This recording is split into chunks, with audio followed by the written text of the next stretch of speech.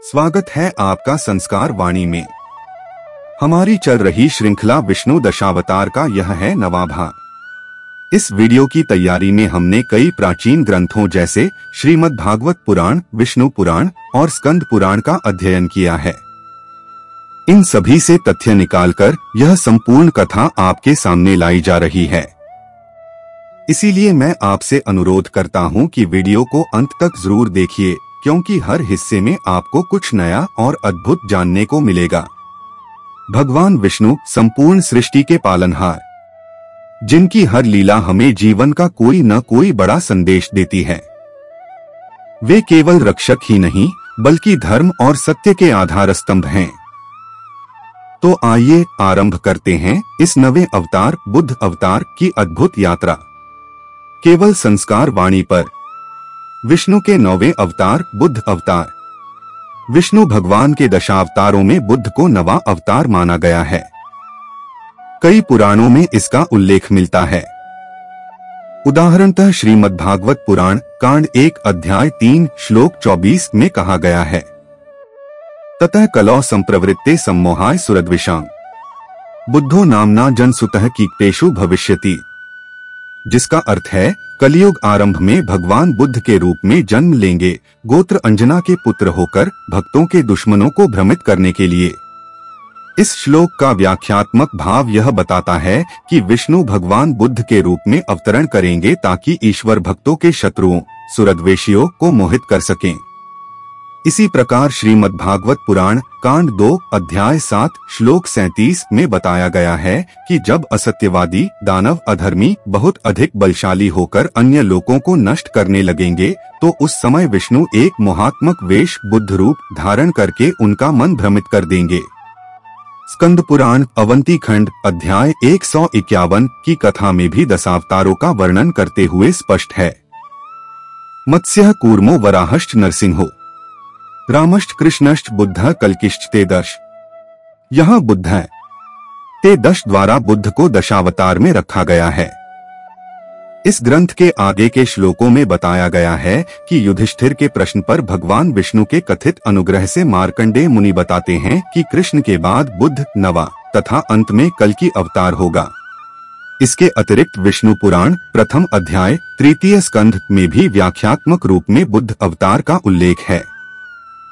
इसमें बताया गया है कि दैत्य वर्ग की विजय पर देवता भगवान से प्रार्थना करते हैं, तब भगवान माया में लीलाएं दिखाकर बुद्ध रूप धारण कर दैत्यों को वेदों से विमुख करने का उपदेश देते हैं।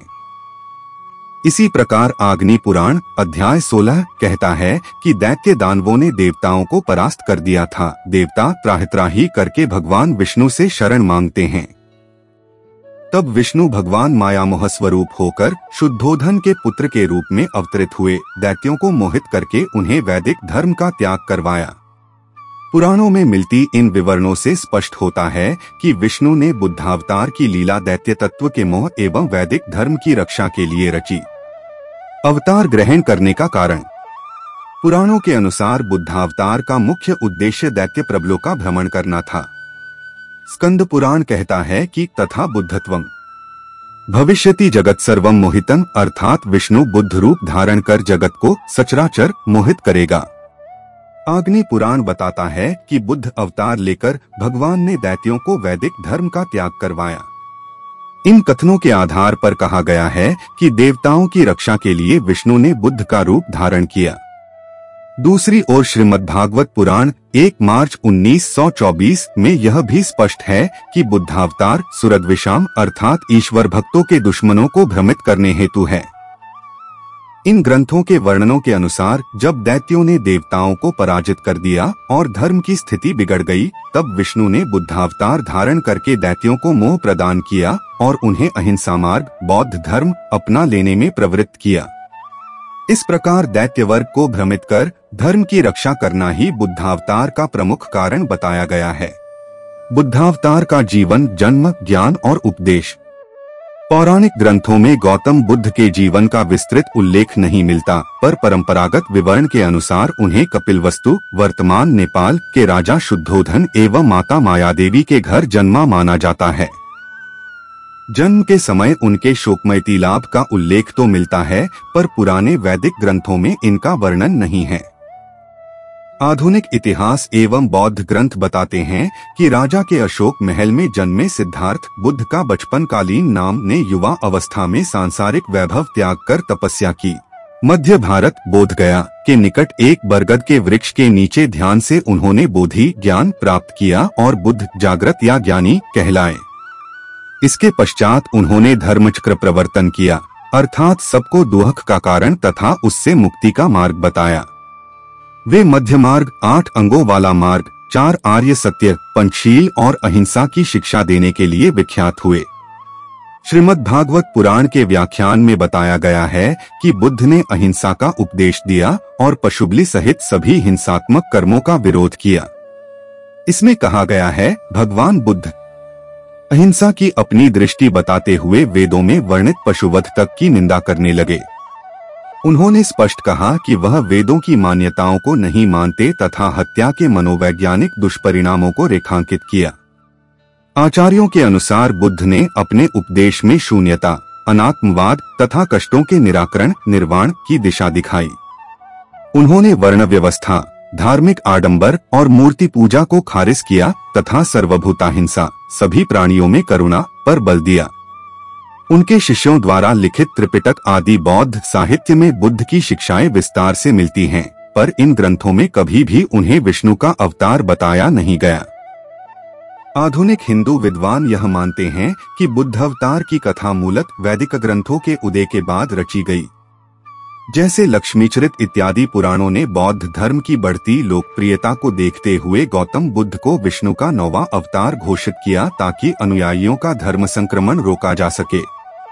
वैदिक परंपरा के समर्थक इस दृष्टि से बुद्ध को ऋतं विजयते भवानेन भारत की धारा से पृथक दृष्टि देते हैं। शास्त्रीय बौद्ध दृष्टिकोण में बुद्ध को किसी दिव्य अवतार के रूप में स्वीकार नहीं किया गया।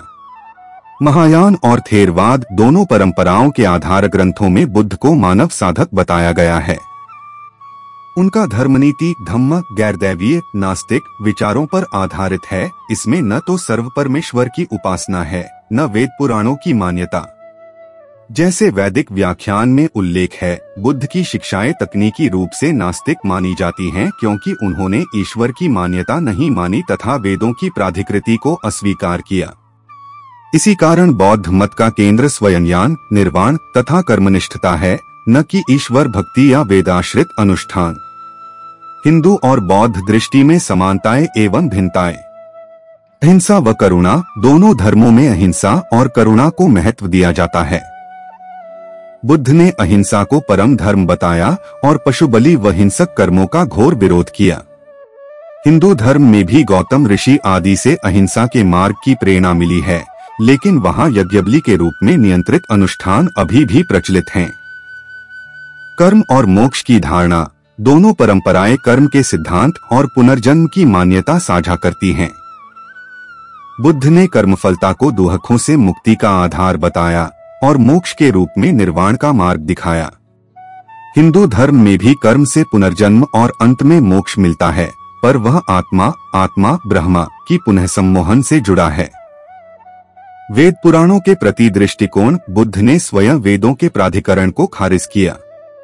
उन्होंने कहा कि वेद शिक्षा नहीं मानते, जबकि हिंदू परंपरा में वेदों को सर्वप्रमाण माना जाता है। अधिकांश हिंदू धर्म ग्रंथों में बुद्धावतार को असत्यवादी मानकर बुद्ध को केवल दानववर्ग की परीक्षा परिपाटी में देखा गया है, पर हृदयतः बुद्ध ने वेदों की मान्यता से इनकार किया। ईश्वर और आत्मा की कल्पना, बौद्ध धर्म में सर्व परमात्मा की उपासना नहीं है। बुद्ध ने व्यक्तिगत ईश्वर या आत्मन की मान्यता को अस्वीकार किया, इसलिए वह शास्त्रों में नास्तिक कहे गए। इसके विपरीत हिंदू धर्म में ईश्वर, विष्णु, शिव आदि की उपासना तथा आत्मा ब्रह्म के एकत्व की विचारधारा केंद्रीय है। वर्ण व्यवस्था और समाजवाद, बुद्ध ने समाज में वर्ण व्यवस्था को अस्वीकार किया और सभी को समान मोक्षयोग्य माना। सकल योनि सम उभासीत बुद्ध ललित विस्तर, हर जीव को बराबर अधिकार देते हुए उन्होंने जाति व्यवस्था का विरोध किया। हिंदू धर्म में पारंपरिक रूप से वर्णाश्रम का नियम रहा है, यद्यपि कई संतों ने उसकी आलोचना भी की है। धर्मोपदेश का स्वरूप बुद्ध का उपदेश बहुत सरल एवं तर्कसंगत था। उन्होंने बुद्धत्व की व्याख्या की, आठांगिक मार्ग और अंतःकरण की शुद्धि पर बल दिया। हिंदू धर्मों में यज्ञ, मंत्र, तंत्रादि अनुष्ठानों के साथ साथ योग और भक्ति मार्ग भी हैं। दोनों में ध्यान और तप साधना समान है, किंतु बौद्ध धर्म आध्यात्मिक साधना को मूर्ति पूजा व शास्त्रमन पर आधारित नहीं रखता। इन बिंदुओं से दिखता है कि बौद्ध धर्म और हिंदू धर्म दोनों में नैतिकता व आत्मानुभव पर जोर है, लेकिन दर्शन और काव्य दृष्टि से उनका आधार अत्यंत भिन्न है। हिंदू धार्मिक परंपरा बुद्ध को विष्णु का अवतार मानकर स्वागत करती आई है, विशेषकर वैष्णव मत में, जबकि बौद्ध परंपरा में बुद्ध को स्वयं एक महान मुनि पुजारी समझा गया है, न कि ईश्वर या अवतार।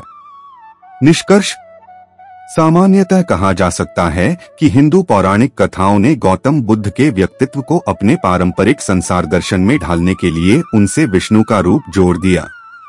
पुराणों के अनुसार विष्णु ने बुद्ध रूप धारण करके अधर्मियों को भ्रमित किया एवं धर्म की रक्षा की। पर ऐतिहासिक बौद्ध मतानुसार बुद्ध स्वयं को किसी देवता या अवतार नहीं मानते थे और उनका संदेश वेद पुस्तकों से अलग, आत्मान्वेषण और करुणा पर आधारित था। ज्ञान की दृष्टि से बौद्ध धर्म और हिंदू धर्म में आम अनेक सिद्धांत हैं, जैसे कर्म, पुनर्जन्म, ध्यान, पर उनका स्रोत और व्यवहारिक रूप भिन्न है।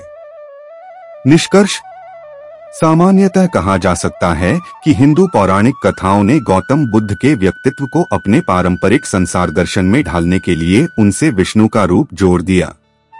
पुराणों के अनुसार विष्णु ने बुद्ध रूप धारण करके अधर्मियों को भ्रमित किया एवं धर्म की रक्षा की। पर ऐतिहासिक बौद्ध मतानुसार बुद्ध स्वयं को किसी देवता या अवतार नहीं मानते थे और उनका संदेश वेद पुस्तकों से अलग, आत्मान्वेषण और करुणा पर आधारित था। ज्ञान की दृष्टि से बौद्ध धर्म और हिंदू धर्म में आम अनेक सिद्धांत हैं, जैसे कर्म, पुनर्जन्म, ध्यान, पर उनका स्रोत और व्यवहारिक रूप भिन्न है। इस प्रकार बुद्ध अवतार की कथा दो परंपराओं, हिंदू और बौद्ध के दृष्टिकोणों का मिलाजुला परिणाम है। पुराणों में इसे आस्था की दृष्टि से स्वीकार किया गया है, जबकि आधुनिक अनुसंधान बुद्ध को ऐतिहासिक गुरु व चिंतक मानता है। तथापि दोनों धर्मों में अहिंसा, करुणा और ध्यान की महत्ता एक साझा सूत्र प्रदान करती है, जिससे संप्रदायों के सीमित बहिष्कारों के बावजूद उनकी वैचारिक संवादिता बनी रहती है। संदर्भ: पुराणों के उद्धरण तथा विद्वानों के मत ग्रंथों से लिए गए हैं इत्यादि। तो यह थी कथा भगवान विष्णु के 9वें अवतार बुद्ध अवतार की। अब मैं आपसे एक सवाल पूछना चाहता हूँ। आपको क्या लगता है, भगवान विष्णु के सभी अवतारों में से कौन सा अवतार मानव जीवन के लिए सबसे ज्यादा प्रेरणा देता है? अपना जवाब हमें कमेंट में जरूर लिखें। हम आपकी राय पढ़ने के लिए उत्सुक हैं। और यदि आपने हमारी इस श्रृंखला के बाकी भाग नहीं देखे हैं तो चिंता मत कीजिए, उनके लिंक आपको डिस्क्रिप्शन में मिल जाएंगे। अंत में बस इतना ही कहूँगा, संस्कार वाणी परिवार से जुड़िए, चैनल को सब्सक्राइब कीजिए, ताकि हम सब सनातनी एक साथ आकर अपने धर्म, अपनी संस्कृति और अपने संस्कारों की इस ज्योति को और भी दूर तक फैला सकें। मिलते हैं अगले भाग में, तब तक के लिए जय श्री हरि।